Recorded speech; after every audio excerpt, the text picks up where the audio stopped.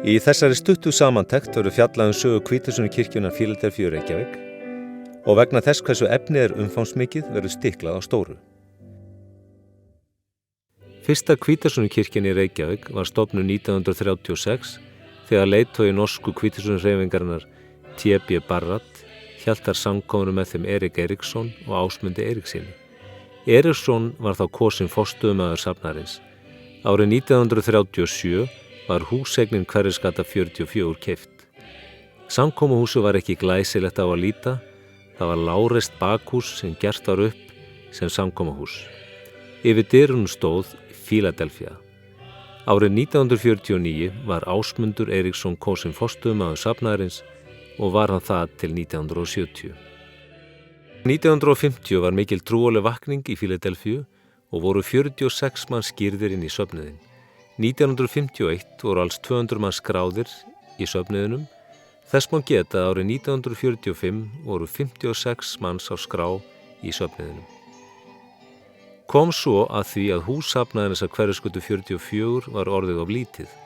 Ásmundur var stórhuga og fór að svipast eftir lóð fyrir nýtt samkomahús. Guð birti Ásmundi lóðina við Hátún 2, þar sem hinn myndarlega kirkja Hvítasunnumanna stendur nú. Það sætir raun furðu að söfnuður með 300 manns skyldi ráðast í slíka byggingu. Fyrsta skóflustungan var tekin 17. ágúst 1957.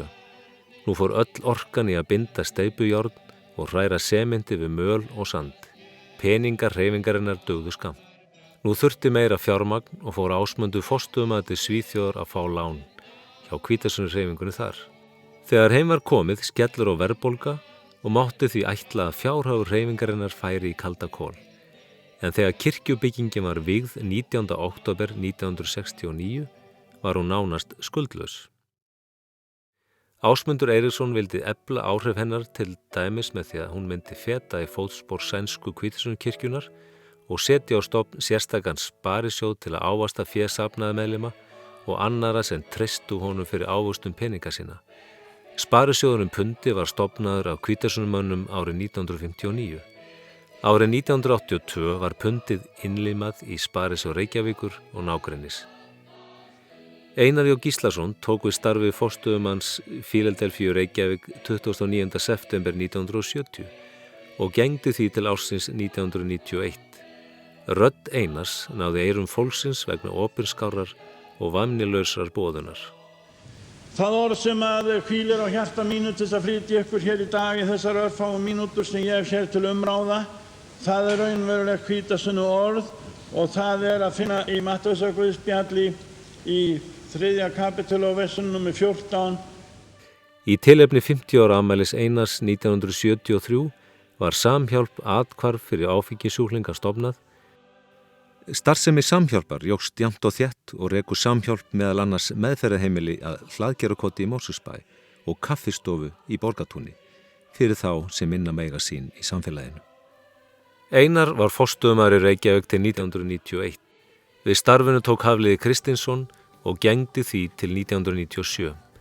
En þá tóku hjónin Vörður Leví Traustason og Ester Jakobsen við starfinu. Vörður var forstöðumaður fram á vor 2014. Eða í 17 ár. Við ráðningu í starf hans var ákveðið að gera skipulagsbreytingar og í stað þess að ráða forstöðumann og aðstoðarforstöðumann voru ráðnir 2 forstöðumenn sem skipta með sér störfum. Helgi Guðnason sem hafði árinu undan starfað sem aðstoðarforstöðumaður í Fíladelfíu og Aron Hinriksson sem hafði veitt forstöðu í Hvítasunnu-kirkjunni á Selfossi síðan 2003. Fíladelfía hefur frá upphafi lagt áherslu á mikilvægi persónulegs samfélags við Jesú Krist og að fylgjendur hans leitist við að ganga hans veg og vinni að því að gera samfélagi sem það býr í betra. Við trúum að allir hafi sérstakar gjafir frá Guði sem kirkjunni og þjóðfélaginu öllu eru nauðsynlegar til að vaxa og dafna. Nafni Fíladelfía merkir bróðurkærleikur og hefur frá upphafi verið lögð áhersla á náungarkærleika og stuðning við þá sem minna mega sín. Kirkjan hefur alla tíð verið með nútímalega framsetningu á boðskap trúarinnar, þannig að fólk á hverjum tíma geti skilið boðskapinn fagnaðarerindið sem aldrei breytist. Birtist það ef til vill skýrast í tónlistarstarfi kirkjunnar.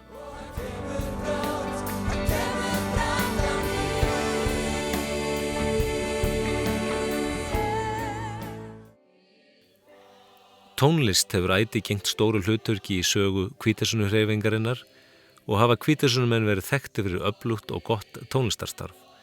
Árið 1950 tók Árni Aron Bjarnason við starfi söngstjóra kirkjunnar aðeins 17 ára aldri. Gegndi hann lykilhlutverki í uppbyggingu tónlistarstarfs kirkjunnar sem hún býr enn að. Í hans tíð var meðal annars keypt stærsta pípuorgel landsins sem var vígt 1975.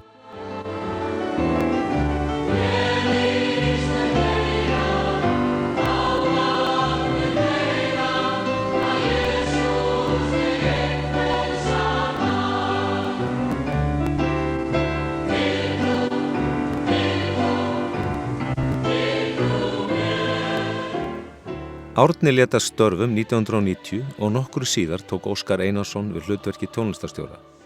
Óskar hefur haldið áfram metnaðarfullu tónlistarstarfi. Með Óskari komu inn nýir straumar í tónlist og einkennist tónlistin í dag af kröftugri lofgjörð og gospeltónlist. Óskar hefur meðal annars stýrt tónlistarflutningi á vinsælum jólatónleikum kirkjunnar sem sýndir hafa verið í áraraðir á stærstu sjónvarpsstöðvum landsins.